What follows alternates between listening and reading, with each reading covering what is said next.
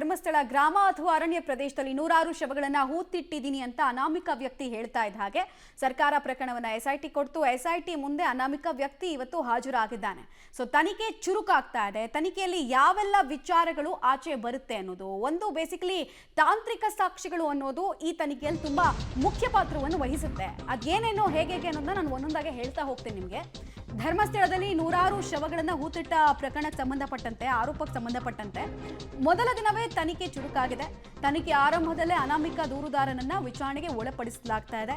ಮಂಗಳೂರಿನ ಎಸ್ಐಟಿ ಕಚೇರಿಯಲ್ಲಿ ಆತ ಬಂದಿದ್ದಾನೆ ಸಾಕಷ್ಟು ಭದ್ರತೆಯ ಜೊತೆಗೆ. ನೂರಾರು ಶವಗಳನ್ನು ಹೂತಿಟ್ಟಿದ್ದೀನಿ ಅಂತ ಆತ ಇಲ್ಲೂ ಹೇಳಿಕೆಯನ್ನು ಕೊಟ್ಟಿದ್ದ ಮುಂಚೆ ಪೊಲೀಸ್ನ ಮುಂದೆ 161 ಹಾಗೆ ಜಡ್ಜ್ ಮುಂದೆ ಕೂಡ 183 ಸ್ಟೇಟ್ಮೆಂಟ್ ಅನ್ನ BNS 183 ಸ್ಟೇಟ್ಮೆಂಟ್ ಅನ್ನು ಕೊಟ್ಟಿದ್ದ. ಸೊ ಹೇಗೆ ತನಿಖೆ ಆಗುತ್ತೆ ಆತನ ಹೇಳಿಕೆ ಆಧಾರದ ಮೇರೆಗೆ ಮತ್ತು ಆತನ ಕ್ರೆಡಿಬಿಲಿಟಿಯನ್ನು ಚೆಕ್ ಮಾಡೋ ಕೆಲಸ ಕೂಡ ಇವತ್ತಿನ ವಿಚಾರಣೆಯಲ್ಲಿ ಆಗುತ್ತೆ. ಎಲ್ಲವೂ ಕೂಡ ವಿಡಿಯೋ ದಾಖಲೀಕರಣದ ರೂಪದಲ್ಲಿರುತ್ತೆ. ವಿಡಿಯೋ ರೆಕಾರ್ಡಿಂಗ್ ಪ್ರೊಸೀಡಿಂಗ್ಸ್ ಇದು ಇವತ್ತು ಫಸ್ಟ್ ಡೇ. ಸೊ ಈತ ಕೊಡುವಂತಹ ಸ್ಟೇಟ್ಮೆಂಟ್, ಮೆನ್ಷನ್ ಮಾಡುವಂತಹ ಜಾಗ, ಆರೋಪ ಮಾಡುವಂತಹ ವ್ಯಕ್ತಿಗಳು ಯಾರ್ಯಾರು ಅನ್ನೋದು 1 by 1 ಗೊತ್ತಾಗ್ತಾ ಹೋಗುತ್ತೆ. ಹಾಗೂ ಈತ ಹೇಳಿರುವಂತಹ ಹೇಳಿಕೆಯಲ್ಲಿ ಸತ್ಯ ಎಷ್ಟಿದೆ ಅನ್ನೋದು ಕೂಡ ಗೊತ್ತಾಗುತ್ತೆ. ಯಾಕಂದರೆ ಕೋರ್ಟ್ ಕೂಡ ಇದರಲ್ಲಿ ಎಂಟ್ರಿ ಆಗಿರೋದ್ರಿಂದ ಈತ ಕೊಟ್ಟಿರುವಂತಹ ತಲೆಬುರುಡೆ ಇದೆಯಲ್ಲ, ನಾನು ತೆಗೆದೆ, ಈ ಪ್ರದೇಶದಿಂದ ತೆಗೆದೆ ಅಂತೆಲ್ಲ ಕೊಟ್ಟಿದ್ದಾನಲ್ಲ, ಅದೆಲ್ಲ ಸೀಲ್ ಆಗಿದೆ. ಈಗ ಅದು FSL ರಿಪೋರ್ಟ್ ಕೂಡ ಅದರದ್ದು ಬರಬೇಕಾಗಿದೆ.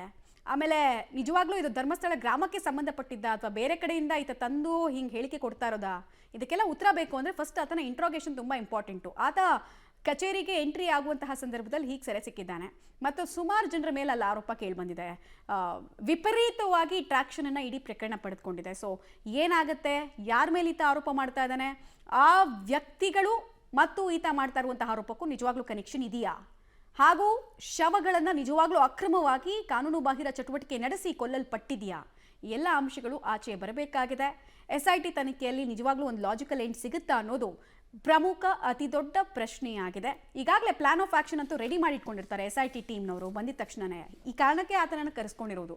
ಸೊ ಫಸ್ಟ್ ಪಾರ್ಟೇ ಬಂದ್ಬಿಟ್ಟು SITಯಲ್ಲಿ ಇಂಟ್ರಾಗೇಷನ್ನು, ಅದೆಲ್ಲವನ್ನ ಕೂಡ ಅಂದರೆ ಅವನು ಏನೇ ಹೇಳಿಕೆಯನ್ನು ಕೊಟ್ಟರು, ಯಾರ ಮೇಲೆ ಆರೋಪ ಮಾಡಿದ್ರು, ಎಂಥ ಜಾಗದಲ್ಲಿ ಹೂಳ್ತಾ ಇದೆ ಅಂದರೂ ಕೂಡ ಅದೆಲ್ಲ ವಿಡಿಯೋ ರೆಕಾರ್ಡ್ ಆಗುತ್ತೆ. ಸೊ ಕ್ಯಾಮ್ರಾ ಪ್ರೊಸೀಡಿಂಗ್ಸ್ಗೆ ಇವತ್ತು ಸಾಕ್ಷಿ ಆಗ್ತಾ ಇದೆ ಡೇ 1 ತನಿಖೆ. ಇವತ್ತೇ ಸ್ಪಾಟಿಗೆ ಹೋಗ್ತಾರಾ ಈತ ಹೇಳುವಂತಹ ಸ್ಪಾಟಿಗೆ ಅನ್ನೋದು ಅದು ಸೆಕೆಂಡರಿ ವಿಚಾರ, ಅಂದರೆ ಎರಡನೇ ಭಾಗದಲ್ಲಿ ಬರುತ್ತೆ. ಅದು ಮೊದಲ ಭಾಗದಲ್ಲಿ ಈತನ ಹೇಳಿಕೆ ಬಗ್ಗೆ ಅವಲಂಬಿತವಾಗಿದೆ ಇಡೀ ತನಿಖೆಯ ದಿಕ್ಕು. ಎಲ್ಲೆಲ್ಲಿ ಶವ ಹೂತಿಟ್ಟಿದ್ದೀನಿ ಅಂತ ಬಹಿರಂಗ ಪಡಿಸೋದಕ್ಕೆ ಸಿದ್ಧ ಅಂತ ದೂರುದಾರ ಹೇಳ್ತಾ ಇದ್ದಾನಂತೆ. ಮುಸುಕು ತೆಗೆದು ಅಧಿಕಾರಿಗಳ ಮುಂದೆ ಹೇಳಿಕೆಯನ್ನ ಸಹಜವಾಗಿ ಅವ್ರು ಕೇಳ್ತಾರೆ, ಐಡೆಂಟಿಫಿಕೇಶನ್ ರಿವೀಲ್ ಮಾಡ್ರಿ ನೀವು ಅಂತ ಕೇಳ್ತಾರೆ. DIG ಅನುಚೇತ್ ಅವರ ನೇತೃತ್ವದಲ್ಲಿ ತನಿಖೆ ಆಗ್ತಾ ಇರಬೇಕಾದ್ರೆ ಆತ ಹೇಳ್ತಾ ಇದ್ದಾನಂತೆ, ನನಗೆ ಪಾಪ ಪ್ರಜ್ಞೆ ಕಾಡ್ತಾ ಇರೋದು ಹೌದು ಅಂತ, ಹಾಗೆ ನಾನು ಜಾಗ ತೋರಿಸೋದಕ್ಕೆ ರೆಡಿ ಇದ್ದೀನಿ ಅಂತ ಹೇಳ್ತಾ ಇದ್ದಾನಂತೆ. ಪೊಲೀಸ್ ಮೂಲಗಳಿಂದ ಸಿಗ್ತಾ ಇರುವಂತಹ ಮಾಹಿತಿ ಇದು. ಸೊ ತೀವ್ರ ವಿಚಾರಣೆಗೆ ಒಳಪಡಿಸ್ತಾ ಇದ್ದಾರೆ ಆ ವ್ಯಕ್ತಿಯನ್ನ. ಧರ್ಮಸ್ಥಳ ಗ್ರಾಮ ಅಥವಾ ಕಾಡಿನ ಯಾವ ಪ್ರದೇಶದಲ್ಲಿ ತಾನು ಶವವನ್ನು ಹೂತಿಟ್ಟಿದ್ದೀನೋ ಅದನ್ನ ನೀವು ಬಂದರೆ ನನ್ನ ಜೊತೆಗೆ ನಾನು ಆ ಜಾಗವನ್ನು ತೋರಿಸ್ತೀನಿ ಮತ್ತು ಯಾಕೆ ತನಗೆ ಅನುಮಾನ ಇತ್ತು ಆ ಪ್ರಕರಣದಲ್ಲಿ ಅನ್ನೋದನ್ನೆಲ್ಲ ಹೇಳ್ತಾ ಇದ್ದಾನೆ. ಆಮೇಲೆ ತನ್ನ ಹತ್ರ ಅಂತ ಕೆಲಸ ಮಾಡಿದವ್ರು ಯಾರು ಅನ್ನೋದನ್ನು ಸಹಜವಾಗಿ ಕೋರ್ಟ್ ಮಾಡಿರ್ತಾನೆ. ನಮಗೆ 164 ಸ್ಟೇಟ್ಮೆಂಟಲ್ಲಿ ಏನಿದೆ ಅನ್ನೋದು ಗೊತ್ತಿಲ್ಲ, ಬಿಕಾಸ್ ಅದು ಕೋರ್ಟ್ನ ಲಕೋಟೆಯಲ್ಲಿ ಇರುವಂತಹ ವಿಚಾರ. 161 ಸ್ಟೇಟ್ಮೆಂಟಲ್ಲೂ ಈತ ಯಾರ ಹೆಸರು ಹೇಳಿದ್ದಾನೆ ಅನ್ನೋದು ಗೊತ್ತಿಲ್ಲ. ಆದರೆ ಇನ್ನು ಮುಂದೆ ಗೊತ್ತಾಗ್ತಾ ಹೋಗುತ್ತೆ, ಬಿಕಾಸ್ SIT ಮುಂದೆ ಕೂಡ ಅದನ್ನೆಲ್ಲ ಹೇಳಬೇಕಾಗತ್ತೆ ಅವನು. ಸೊ ಈ ವ್ಯಕ್ತಿ ಹೇಳುವಂತಹ ಸ್ಟೇಟ್ಮೆಂಟ್ ಮೇಲೆ ಧರ್ಮಸ್ಥಳ ಫೈಲ್ಸಾ ಅಥವಾ ಇದೊಂದು ಷಡ್ಯಂತ್ರನ, ಪ್ರೊಪೋಗಂಡಾನ, ಎಲ್ಲವೂ ಕೂಡ ಆಚೆ ಬರಲಿಕ್ಕಿದೆ. ಅನಾಮಿಕ ಕೊಡುವಂತಹ ದೂರು ಮತ್ತು ಅದರ ನಂತರ ಮಾಡಿಸುವಂತಹ ತಾಂತ್ರಿಕ ಪ್ರಕ್ರಿಯೆ ಮೇಲೆ ಇಡೀ ಪ್ರಕರಣ ನಿಂತಿದೆ. ಡೀಟೇಲ್ಸ್ ಕೊಡ್ತಾರೆ ದೀಪಕ್ ಜೈನ್ ನೇರ ಸಂಪರ್ಕದಲ್ಲಿ ಜಾಯ್ನ್ ಆಗ್ತಾರೆ. ದೀಪಕ್ ಜೈನ್, ಎಷ್ಟೊತ್ತಿಗೆ ಸ್ಟಾರ್ಟ್ ಆಯಿತು ವಿಚಾರಣೆ, ಹೇಗೆ ಸಾಗ್ತಾ ಇದೆ, ಏನೇನು ಪ್ರಶ್ನೆಗಳನ್ನು ಈ ವ್ಯಕ್ತಿಗೆ ಸಂಬಂಧಪಟ್ಟಂತೆ ಕೇಳ್ತಾ ಇದ್ದಾರೆ, ಇನ್ ಕ್ಯಾಮ್ರಾ ಪ್ರೊಸೀಡಿಂಗ್ಸ್ ಹೇಗೆ ಸಾಗ್ತಾ ಇದೆ ಅಂತ? ಮಮತಾ, ಈ ಪ್ರೊಸೀಜರ್ ಆರಂಭ ಆಗಿರುವಂಥದ್ದು ಬೆಳಗ್ಗೆ 10:45 ಸುಮಾರಿಗೆ. ಹಿರಿಯ ಅಧಿಕಾರಿಗಳು ಇಲ್ಲಿನ IBಯಲ್ಲಿ, ಮಲ್ಲಿಕಟ್ಟೆ IBಯಲ್ಲಿ ಒಂದು ಕಚೇರಿಯನ್ನು ತೆರೆದಿರುವಂಥದ್ದು. ಈ ಕಚೇರಿಯನ್ನು ತೆರೆದು DIG ಅನುಚೇತ್ ಅವರ ನೇತೃತ್ವದಲ್ಲಿ ಒಂದು ಹಿರಿಯ ಅಧಿಕಾರಿಗಳು ಆರಂಭದಲ್ಲಿ ಒಂದು ಸಭೆಯನ್ನು ಮಾಡಿದ್ದಾರೆ. ಈ ಸಭೆ ಆರಂಭವಾದ ನಂತರ ಇಬ್ಬರು ವಕೀಲರು ಪುತ್ತೂರು ರಿಜಿಸ್ಟ್ರೇಷನ್ನ ಒಂದು ಕಾರ್ನಲ್ಲಿ ಅನಾಮಿಕ ವ್ಯಕ್ತಿ ಮುಸುಕುದಾರಿ ಏನು ಕೋರ್ಟ್ಗೆ ಹಾಜರಾಗಿ ಈಗಾಗಲೇ ಒಂದು ಹೇಳಿಕೆಯನ್ನು ಕೊಟ್ಟಿರ್ತಾನೆ, ಅದೇ ವ್ಯಕ್ತಿ ಇಲ್ಲಿಗೆ ಬಂದು ಅವರು ಕಾರಿಂದ ಇಳಿದು ಒಳಗಡೆ ಹೋಗಿರುವಂಥದ್ದು. ಇಲ್ಲಿ ವಿಡಿಯೋ ಚಿತ್ರೀಕರಣದ ಮೂಲಕ ಎಲ್ಲ ಹೇಳಿಕೆಗಳನ್ನು ದಾಖಲು ಮಾಡುವಂಥ ವ್ಯವಸ್ಥೆಗಳನ್ನು SIT ತಂಡ ಮೊದಲೇ ಮಾಡಿಕೊಂಡಿತ್ತು. ಅದರ ಹಾಗೆ 11 ಗಂಟೆ ಸುಮಾರಿಗೆ ಈ ಒಂದು ಹೇಳಿಕೆಯನ್ನು ಪಡ್ಕೊಳ್ಳುವಂತಹ ಮತ್ತು ದಾಖಲು ಮಾಡುವಂತಹ ಪ್ರಕ್ರಿಯೆಗಳು ಆರಂಭವಾಗಿದೆ ಅನ್ನುವಂಥ ಮಾಹಿತಿಗಳು ಲಭ್ಯವಾಗ್ತಾ ಇದೆ. 1 ಗಂಟೆ ಆಯಿತು. 1 ಗಂಟೆಯಿಂದ ಪ್ರಶ್ನೆಗಳ ಸುರಿಮಳೆಯನ್ನು SIT ತಂಡ ಮಾಡ್ತಾ ಇರುವಂಥದ್ದು ಈ ವ್ಯಕ್ತಿಗೆ. ಯಾಕಂದರೆ 3 ಹೇಳಿಕೆಗಳು ಅಲ್ಲಿಗೆ ಕೊಟ್ಟಾಗ ಆಗ್ತದೆ. ಒಂದು ಪೊಲೀಸರ ಮುಂದೆ ಆತ ಹೇಳಿಕೆಯನ್ನು ಕೊಟ್ಟಿರುವಂಥದ್ದು, ಕೋರ್ಟ್ನ ಮುಂದೆ ಕೂಡ ಒಂದು ಹೇಳಿಕೆಯನ್ನು ದಾಖಲು ಮಾಡಿರುವಂಥದ್ದು. ಆ ನಂತರ SIT ಅಧಿಕಾರಿಗಳ ಮುಂದೆ ಹೇಳಿಕೆಯನ್ನು ವಿಡಿಯೋ ಚಿತ್ರೀಕರಣ ಮಾಡುವ ನಂತರ ಆತನನ್ನು ಮುಂದೆ ಯಾವಾಗ ವಿಚಾರಣೆಗೆ ಕರೀತಾರೆ ಅನ್ನುವಂಥದ್ದು ಪ್ರಮುಖವಾಗಿ ದಾಖಲು. ಯಾಕಂದರೆ ಮಹಜರು ಮಾಡಬೇಕಾಗ್ತದೆ ಸ್ಪಾಟ್ನಲ್ಲಿ. 11 ವರ್ಷಗಳ ಹಿಂದೆ ಆತ ಕೆಲಸವನ್ನು ಬಿಟ್ಟಿದ್ದ. ಆ ಕೆಲಸ ಬಿಟ್ಟ ನಂತರ 11 ವರ್ಷದ ನಂತರ ಆತನ ಹೇಳಿಕೆಗಳು ಮತ್ತು ಆತ ಹುಟ್ಟಿಟ್ಟಿದ್ದಾನೆ ಎನ್ನಲಾದಂತಹ ಶವಗಳು ಅದು ಯಾವ ಭಾಗದಲ್ಲಿ ಇದೆ ಮತ್ತು ಈ ಶವಗಳ ಜೊತೆಗೆ DNA ಮ್ಯಾಚ್ ಆಗಬೇಕು. ಆ ನಂತರ ಪ್ರೊಸೀಜರ್ಗಳು ಬೇಕಾಗಿರುವಂಥದ್ದು ಯಾವ ಎಲ್ಲ ಕೇಸುಗಳು ದಾಖಲಾಗ್ತದೆ, ದೂರುದಾರರು ಮತ್ತು ಆ ಶವಗಳು ಯಾವುದು, ಸಿಕ್ಕಂತಹ ಶವಗಳು ದೂರುದಾರರ DNA ಜೊತೆ ಮ್ಯಾಚ್ ಆಗ್ತದ. ಇಂತಹ ಒಂದು ಜಟಿಲವಾದ ಕೇಸ್ ಆಗಿರೋದ್ರಿಂದ SIT ಬಹಳ ಹೆಜ್ಜೆಯನ್ನು ಇಡಬೇಕಾದ್ರೆ ಎಲ್ಲವನ್ನ ಕೂಡ ದಾಖಲೆಗಳನ್ನು ಸಂಗ್ರಹವನ್ನು ಮಾಡಲಾಗ್ತಾ ಇದೆ.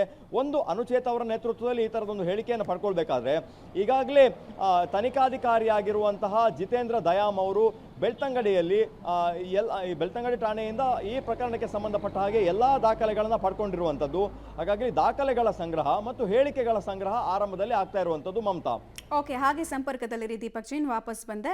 ಸೊ ಇದು ಒಂದು ಕಡೆಗೆ ಹೇಳಿಕೆಗಳು ಎಲ್ಲ ರೆಕಾರ್ಡ್ ಆಗ್ತಾ ಇದೆ, ಇನ್ನೊಂದು ಕಡೆಗೆ ತಾಂತ್ರಿಕ ಸಾಕ್ಷ್ಯದ ಬಗ್ಗೆ ನಾನು ಮಾಹಿತಿ ಕೊಡ್ತಾ ಇದ್ನಲ್ಲ, ಇದರಲ್ಲಿ ಆತ ಕೊಟ್ಟಿರುವಂತಹ ಬುರುಡೆ ನಿಜವಾಗ್ಲೂ ಧರ್ಮಸ್ಥಳ ಗ್ರಾಮ ಅಥವಾ ಅರಣ್ಯ ಪ್ರದೇಶದ ಅಥವಾ ಬೇರೆ ಕಡೆಯಿಂದ ತಂದು ಇದು ಇಂಥದೇ ಜಾಗದು ಅಂತ ಹೇಳೋ ಪ್ರಯತ್ನನ ಅದು ಆಚೆ ಬರುತ್ತೆ, ನೋಡೋಣ.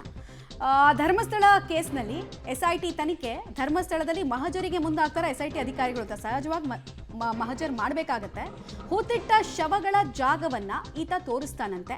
ಹೊರ ಬರುತ್ತಾ ಹಾಗಾದ್ರೆ ನಿಜವಾಗ್ಲೂ ಅಲ್ಲೊಂದು ಸಮಾಧಿ ಇದ್ದು ಆ ಸಮಾಧಿಯ ಹೊರಗೆ ಬರುತ್ತಾ ಸತ್ಯ ಅನ್ನೋದು ಒಂದು ಪ್ರಶ್ನೆ ಇದೆ. ನೋಡೋಣ. ಎಲ್ಲವೂ ಡಿಪೆಂಡ್ ಆಗೋದು ಇವತ್ತಿನ ಆತ ಕೊಡುವಂತಹ ಹೇಳಿಕೆಗಳು ಮತ್ತು ಮುಂದಿನ ವಾರ ತುಂಬ ಕ್ರೂಷಿಯಲ್ ಆಗುತ್ತೆ. ಯಾಕಂದರೆ ಇವತ್ತು ಫಸ್ಟ್ ಎಲ್ಲ ಸ್ಟೇಟ್ಮೆಂಟ್ನ ಆನ್ ಕ್ಯಾಮ್ರಾ ಪ್ರೊಸೀಡಿಂಗ್ಸನ್ನು ರೆಕಾರ್ಡ್ ಮಾಡ್ಕೊಳ್ತಾರೆ. ಆಮೇಲೆ ಆ ಬುರುಡೆನೂ ಕೂಡ FSLಗೆ ಕಳಿಸಿದ್ದಾರೆ. ಅದರದ್ದು ಟೆಸ್ಟ್ ಮ್ಯಾಚ್ ಆಗಬೇಕು. ಆಮೇಲೆ ಆ ಟೆಸ್ಟ್ ರಿಪೋರ್ಟ್ ಮ್ಯಾಚ್ ಆಗಬೇಕು ಅಂದರೆ ಈತ ತೋರಿಸುವಂತಹ ಜಾಗದಲ್ಲೂ ಕೂಡ ಎಕ್ಸಿಮ್ಯೂಷನ್ ಪ್ರೋಸೆಸ್ ಮಾಡಬೇಕು. ಅಂದರೆ ಆ ಮಣ್ಣಿನ ಕಣಗಳನ್ನು ತೆಗಿಬೇಕು. ನಿಜವಾಗ್ಲೂ ಮಣ್ಣಿನ ಕಣದ ಸ್ಯಾಂಪಲ್ ಮತ್ತು ಆ ಬುರುಡೆ ಸ್ಯಾಂಪಲ್ ಮ್ಯಾಚ್ ಆಗುತ್ತಾ ಅನ್ನೋದ್ರ ಮೇಲೆ ಎಲ್ಲವೂ ಡಿಸೈಡ್ ಆಗುತ್ತೆ. ಡೀಟೇಲ್ಸ್ ಕೊಡ್ತಾರೆ ಸುಖಪಾಲ್, ನೇರ ಸಂಪರ್ಕದಲ್ಲಿ ಜಾಯಿನ್ ಆಗ್ತಾ ಇದ್ದಾರೆ. ಸುಖಪಾಲ್, ಪ್ರಮುಖವಾಗಿ ಆತ ಆಲ್ರೆಡಿ ತಲೆಬುರುಡೆಯನ್ನು ಕೊಟ್ಟಿದ್ದಾನೆ, ಅದು ಕೋರ್ಟಲ್ಲಿ ಸೀಲ್ ಆಗಿದೆ. ಸೊ ಇವತ್ತು ಹೇಳಿಕೆಯನ್ನು ಬೇರೆ ದಾಖಲಿಸ್ತಾ ಇದ್ದಾನೆ. ಈಗೆಲ್ಲ ಪ್ರಶ್ನೆಗಳಿರೋದು ಒಂದು ತಾಂತ್ರಿಕ ಸಾಕ್ಷ್ಯಗಳು ಈ ಪ್ರಕರಣದಲ್ಲಿ ಹೆಂಗೆ ಸಿಗುತ್ತೆ ಅಂತ. ತಾಂತ್ರಿಕ ಸಾಕ್ಷ್ಯ ಸಿಗಬೇಕು ಅಂದರೆ ಎಕ್ಸಿಮ್ಯೂಷನ್ ಪ್ರೋಸೆಸ್ಸನ್ನು ಕ್ರೈಮ್ ಸೀನ್ನಲ್ಲಿ ಮಾಡಬೇಕು. ಇವತ್ತೇ ಮಾಡೋ ಸಾಧ್ಯತೆ ಎಷ್ಟು, ಅಥವಾ ಮುಂದಿನ ವಾರಕ್ಕೆ ಈ ಪ್ರೊಸೀಜರನ್ನು ನಾವು ಎಕ್ಸ್ಪೆಕ್ಟ್ ಮಾಡ್ಬೋದಾ? ಮಮತಾ, ಸದ್ಯಕ್ಕೆ ಈತನ ಜೊತೆ ಈಗ ವಿಚಾರಣೆಗಳನ್ನು SIT ಅಧಿಕಾರಿಗಳು ಆರಂಭ ಮಾಡಿರುವಂಥದ್ದು. ಆತನ ಸಾಕಷ್ಟು ಮಾಹಿತಿಗಳನ್ನು ಕಲೆ ಆಗ್ತಾ ಇದ್ದಾರೆ. ಆತ ಈ ಹಿಂದೆ ದೂರು ಕೊಟ್ಟಿರುವಂಥ ಧರ್ಮಸ್ಥಳ ಪೊಲೀಸ್ ಠಾಣೆಯಲ್ಲೂ ಒಂದು ಮಾಹಿತಿಯನ್ನು ಕೊಟ್ಟಿದ್ದಾನೆ. ಆತನನ್ನು ವಿಚಾರಣೆ ಮಾಡಿದ್ದಾರೆ. ಜೊತೆಗೆ ನ್ಯಾಯಾಲಯದಲ್ಲೂ ಆತ ಹೇಳಿಕೆಗಳನ್ನು ಕೊಟ್ಟಿದ್ದಾನೆ. ಈಗ SIT ಅಧಿಕಾರಿಗಳ ಮುಂದೆ ಆತ ಹೇಳಿಕೆಯನ್ನು ಕೊಟ್ಟಿರುವಂಥದ್ದು. ಮುಂದೆ ಈಗ SIT ಅಧಿಕಾರಿಗಳು ಆತನ ಮಾಹಿತಿಗಳನ್ನೆಲ್ಲವನ್ನು ಕಲೆ ಹಾಕ್ಕೊಂಡು ಆ ಬಳಿಕ ಧರ್ಮಸ್ಥಳ ಮತ್ತು ಧರ್ಮಸ್ಥಳದ ಸುತ್ತಮುತ್ತ ಬೆಳ್ತಂಗಡಿ ಈ ಪ್ರದೇಶದಲ್ಲಿ ಯಾವುದಾದ್ರೂ ಮಿಸ್ಸಿಂಗ್ ಕೇಸ್ಗಳು ದಾಖಲಾಗಿತ್ತು ಅದೆಲ್ಲದರ ಮಾಹಿತಿಯನ್ನು ಈಗ ಪೊಲೀಸರಿಂದ, ಧರ್ಮಸ್ಥಳ ಮತ್ತು ಬೆಳ್ತಂಗಡಿ ಪೊಲೀಸರಿಂದ ಮಾಹಿತಿಯನ್ನು ಕಲೆ ಹಾಕ್ತಾ ಇದ್ದಾರೆ. ಕಳೆದ 20 ವರ್ಷಗಳಿಂದ ಯಾವ ರೀತಿಯಾದಂಥ ಸಾವುಗಳಾಗಿದೆ ಆ ಸಾವುಗಳೆಲ್ಲ ಮಾಹಿತಿಯನ್ನು ಕಲೆ ಹಾಕ್ತಾ ಇದ್ದಾರೆ. ಜೊತೆಗೆ ಈತ ಹೇಳಿರುವಂಥ ಮಾಹಿತಿಯ ಹಿನ್ನೆಲೆಯಲ್ಲಿ ಅದನ್ನು ತಾಳೆ ಹಾಕಿ ನೋಡ್ತಾರೆ. ಆತ ಹೇಳಿರುವಂಥದ್ದು ಜೊತೆಗೆ ಇಲ್ಲಿ ಮಿಸ್ಸಿಂಗ್ ಆಗಿರುವಂಥದ್ದು, ಈವರೆಗೂ ಸುಳಿವು ಸಿಗದೇ ಇರುವಂಥ ಪ್ರಕರಣಗಳಿದ್ದರೆ ಆ ಪ್ರಕರಣಗಳನ್ನು ತನಿಖೆಯಲ್ಲಿ ಈಗ ಭಾಗವಾಗಿ ತೆಗೆದುಕೊಳ್ಳುತ್ತಾರೆ. ಆ ಬಳಿಕ ಆತನನ್ನು ತಂದಂಥ ಸಂದರ್ಭದಲ್ಲಿ ಇಲ್ಲಿರುವಂಥ ಆತ ಯಾವ ಜಾಗಗಳನ್ನು ತೋರಿಸ್ತಾನೆ, ಅಲ್ಲಿ ಆತ ಹೂತಿಟ್ಟಿದ್ದಾನೆ ಅನ್ನುವಂಥ ಏನು ಶವಗಳಿದೆ ಅದನ್ನು ಮೇಲಕ್ಕೆತ್ತುವಂಥ ಕೆಲಸಗಳು ಮುಂದಿನ ದಿನಗಳಲ್ಲಿ ಆಗುತ್ತೆ. ಈಗ ಸದ್ಯ ಆತ ನ್ಯಾಯಾಲಯಕ್ಕೆ ಕೊಟ್ಟಿರುವಂಥ ತಲೆಬುರುಡೆ ಏನಿದೆ ಆ ತಲೆಬುರುಡೆಯನ್ನು FSLಗೆ ಕಳಿಸಲಾಗಿದೆ. ಅದರ ವರದಿ ಇನ್ನಷ್ಟೇ ಬರಬೇಕಿದೆ. ಅದರ ಜೊತೆಗೆ ಆತ ಮುಂದಿನ ದಿನಗಳಲ್ಲಿ ಈಗ ತೆಗೆದಿರುವಂಥ ಬುರುಡೆ ಯಾವ ಸ್ಥಳದಿಂದ ತೆಗೆದಿದ್ದೇನೆ ಅನ್ನುವಂಥದ್ದನ್ನು ಆತ ಹೇಳಬೇಕಾಗುತ್ತೆ. ಆ ಸಂದರ್ಭದಲ್ಲಿ ಅಲ್ಲಿನ ಮಣ್ಣಿನ ಕಣವನ್ನು FSLಗೆ ಕಳಿಸಲಾಗುತ್ತೆ. ಅದರ ವರದಿ ಬಂದ ನಂತರ ಆ ವರದಿ ಮತ್ತೆ ಈಗ ಕೊಟ್ಟಿರುವಂಥ ತಲೆಬುರುಡೆಯ ವರದಿ ಏನಿದೆ ಅದು ಮ್ಯಾಚ್ ಆದರೆ ಆತ ಅಲ್ಲಿ ಅಲ್ಲಿಂದಲೇ ತೆಗೆದಿರುವಂಥದ್ದು ಕನ್ಫರ್ಮ್ ಆಗುತ್ತೆ. ಆ ಬಳಿಕ ಆ ಅಸ್ಥಿಪಂಜರ ಯಾರು ಅನ್ನೋದ್ರ ಬಗ್ಗೆ ತನಿಖೆಯನ್ನು ಮುಂದುವರಿಸಿದ್ದಾರೆ. ಅದರ ಜೊತೆಗೆ ಆತ ಬೇರೆಯಲ್ಲಿ 100 ಕಡೆಗಳಲ್ಲಿ ಹೂತಿಟ್ಟಿದ್ದೇನೆ ಅನ್ನುವಂಥದ್ದನ್ನು ಹೇಳ್ಕೊಂಡಿದ್ದಾನೆ. ಹಾಗಾಗಿ ಅದರ ಹಿನ್ನೆಲೆಯಲ್ಲೂ ನ್ಯಾಯಾಲಯದ ಅನುಮತಿಯನ್ನು ಪಡೆದು ಮುಂದಿನ ದಿನಗಳಲ್ಲಿ ಅದನ್ನು ಹೊರಗೆ ತೆಗೆಯುವಂಥ ಕೆಲಸಕ್ಕೆ SIT ಅಧಿಕಾರಿಗಳು ಮುಂದಾಗ್ತಾರೆ. ಮಮತಾ. All right.